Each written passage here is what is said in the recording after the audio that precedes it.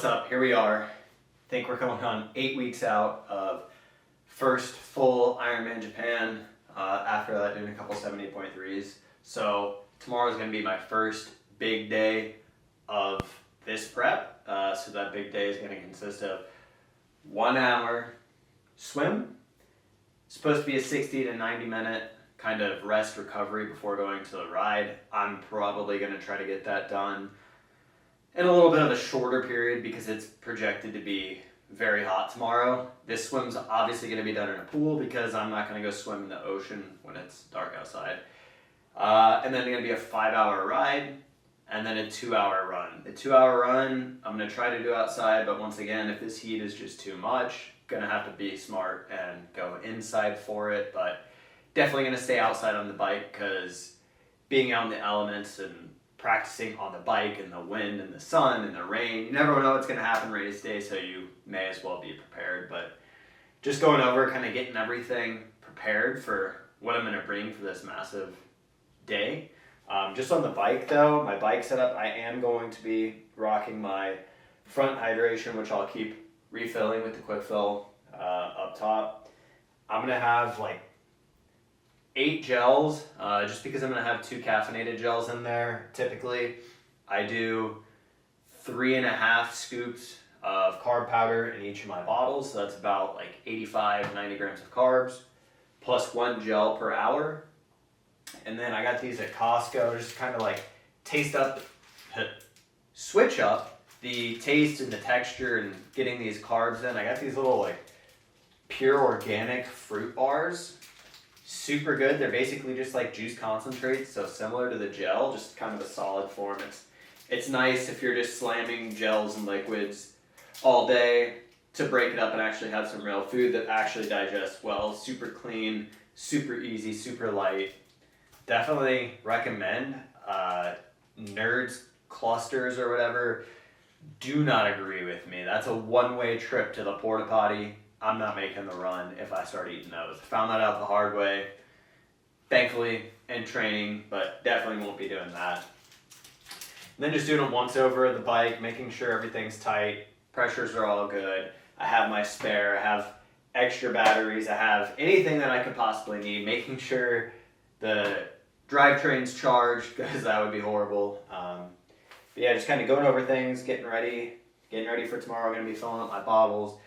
Have like a Camelback type system that I do use some of my long runs when it's really hot because I'm not going to stop due to dehydration. I'm going to make sure that I stay hydrated and stay ahead of the heat, but just going to make sure we got everything together. Maybe I'll throw another clip in here of everything I'm bringing outside of this, kind of my nutrition plan that I'm going with for this day. It's going to be basically the same thing that I'm going to be doing on race day, but since I'm going to probably have about 60 to 90 minutes between the bike and the run, I may change it up and add just a little bit of a different food element there. Unsure.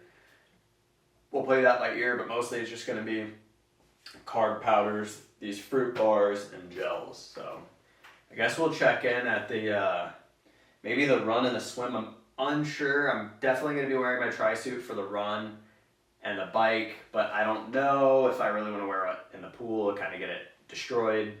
I do have 3 of them though, so don't really have an excuse. I probably should. I'll just look a little bit weird, but you know, always go into a race on tested gear. Try not to bring anything new, so maybe I will end up doing that. I don't know, we'll see, but we'll check in when we're getting everything packed up for the swim, the run, the car loaded, and get ready for this.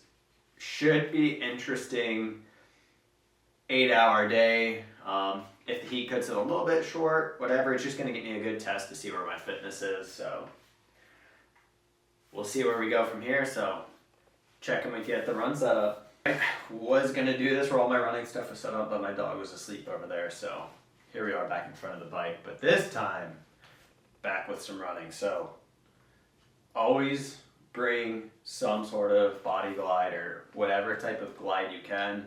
Put it in places you didn't even know could chafe because it will save you. There's nothing worse than that shower after a hard workout or a race when you realize you chafed and it's just instant regret. So especially if you're wearing a wetsuit, all those areas where the wetsuit's touching, definitely put some body glide on. I actually have 2 sticks I'm bringing because they tend to melt in my car, so it's always good to have more than one.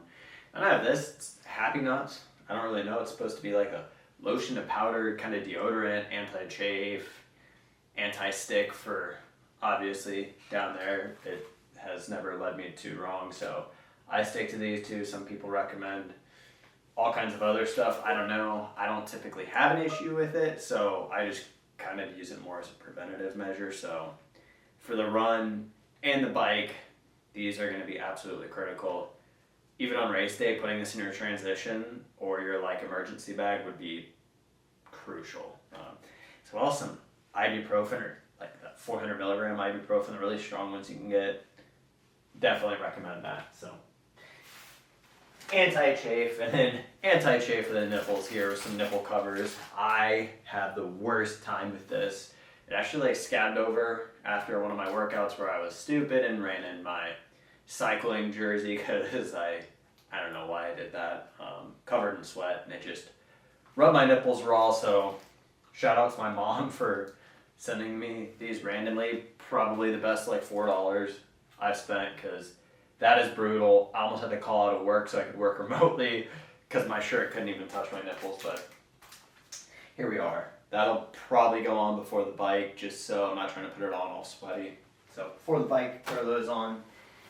We have my tri-suits here. I'm probably going to bring both of them, so I'll wear one in the pool just because, see if it's rubbing anywhere when I'm swimming for an hour, and then the other one, the bike and the run. And we'll go from there. I mean, this will be my first time wearing it for any sort of distance. I've worn it for short periods of time, like an hour session on the Zwift trainer, which honestly is worse than riding outside in my opinion. There's just something about that. It's just so rigid and just brutal. I actually keep my road bike set up on there while my road tri-bike setup, it's similar-ish. Just saves me from going back and forth, and honestly, the amount that I sweat is probably not good for that trainer, or I wouldn't want to put on this bike. I know you can cover it with towels, but I'm talking, I go through towels. It's just a disaster, but that's a separate topic. We're not talking about my training or training setup. I don't know why I'm getting so far off track. Also, I may actually wear a swim cap. I typically don't when I train, but I'm going to have to on race day, so I may as well practice with it because it is a little bit weird if you're not used to it. So I'll probably throw on a swim cap from one of my previous races, and then these goggles, nothing fancy. I just went to a local swim shop, tried on a bunch of different ones. I think they're like $30, but these are so much better than this style here. I don't care if it makes me 2 seconds slower. It's not as streamlined.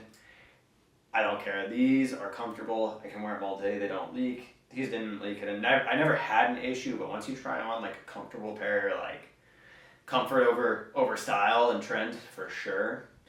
Maybe one day I'll get the cool ones where it tells you how far, how fast, and all the form goggles, but here's my form goggles right here. I kind of balled out on the bike since that's really where you spend your most time, and I'm figuring out the rest, but have a backup pair. I bring these every time, everywhere. You never know, or hey, somebody else may need a pair, they forget them, so it's good to have two.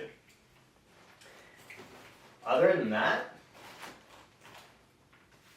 I guess it's just going to be kind of food and snacks and staying hydrated, so filling all my bottles, and maybe we'll go over that process too, because I don't even have 5 bottles, so I have to fill 4, and then I carry the powder for the 5th one for that 5th hour, which is, it's the toughest hour, thankfully, where I ride. There's a perfect fill station, or I'll kind of time it around whatever that'd be, about an hour loop, so that way I can go back to my car, fill it up, and get on my way. So got some gels. I don't think they're going to make it here, so I literally was scrounging up all kinds of different brands of gels that I know work with me, because there's definitely some that I know do not work. Goo, or GU, I don't know how. Don't even bring those in the vicinity of me, I'll blow up. But yeah, so just got some BPN and some hammer. Very, very different. BPN's more like a applesaucey kind of smooth texture, and hammer nutrition's more of like a paste, similar to goo, but for some reason is substantially better. So we'll go over, I guess.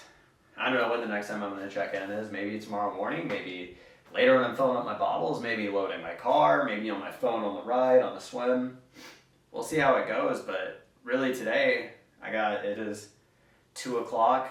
I ate 2 big meals, and then I've had some Reese Puffs. Ooh, I don't care, I'm a fiend for that. It's dry, straight dry, so I figured it's carbs. I know I feel good when I eat it, or at least I don't feel bad when I eat it, so probably gonna eat one more good sized meal a little bit later, and then maybe have something that I know is gonna digest well. No ice cream, no pizza, none of that, but something a little bit later to try to get, I don't need to fully carb load as if I'm racing, but I definitely want to stay ahead of things. So that's my strategy. We'll see. I'm going to take my light off because I'm not going to be riding at 5 a.m. like I usually do. It's probably going to be closer to 7:30, 8. So that's going to put me at 9, 10, 11, 12, 1 p.m. In Florida, it's supposed to be 91 degrees at 1 p.m. tomorrow. So yeah, it's going to be a bit of an adventure, but got to stay hydrated and see where the chips fall. So yeah, we'll check in the next time we see them. So a little bit later, I'm gonna get my bottles ready because I try to maximize my time because getting up early on the weekends already is tough. So if I can maximize my time and just basically grab my bottles and go, sometimes I even put them in a cooler beforehand. That way I literally just grab the cooler and go out. But doing my bottles here, so see, I'll have my bottle set up here. I'm using Raw Fuel. This is their newer flavor, and it is going to be strawberry kiwi. It's honestly, their stuff is pretty sweet, which I prefer because some of the other stuff is almost tasteless, and it's just like watered down. I don't know, I kind of like it to taste good, especially, I don't know, personal preference, but this is a pretty refreshing flavor, especially if you can keep it cold. I highly recommend it. And then I also have the Replenish. I typically just take a scoop of that before I leave for the day, and sometimes I'll bring it also for like an end of the ride kind of recovery drink per se. So I'm going to go ahead, I'm going to add about 3.5 scoops to each of these bottles here. So we'll check in here when we're done. On to the next thing, staging my food, which is honestly just Pop-Tart, so nothing crazy, but here we go. All right, here we are. 5:02. Loading up the bike right now. Gotta head out a little bit, change my plan. I kind of misread my program. So instead of doing a full big workout, I'm just gonna be doing the bike and run.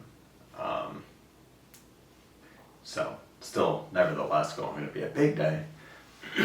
Nutrition still kind of had to be the same anyhow, but using all my race day nutrition, got my tri-suit on under this.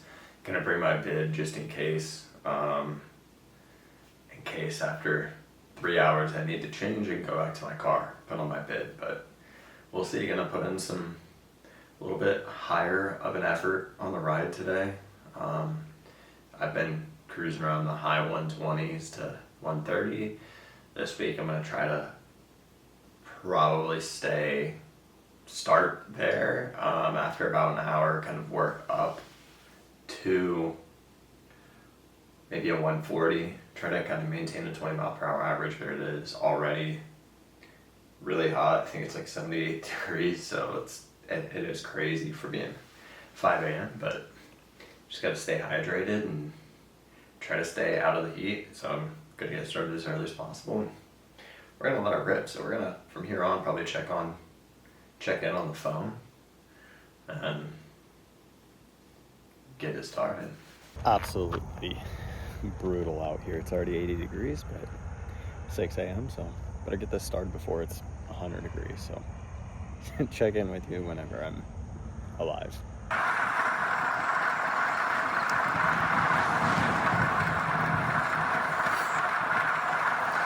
All right, here we are. It is about 12:15. It is brutally hot outside. I made it like, I don't know, let's see, like 4 hours and 40 minutes on the bike, about 95 miles. My goal was push first 2.5, 3 hours because I knew it was going to be the coolest it was going to be out. But today, it was honestly the hottest it's been since I've started training. It was 80 degrees at 5:40 in the morning, and the humidity was insane. Just walking and loading my bike in the car, I was already sweating. So about hour 4, it started hitting me because the pavement, it's blacktop, it was just literally cooking me.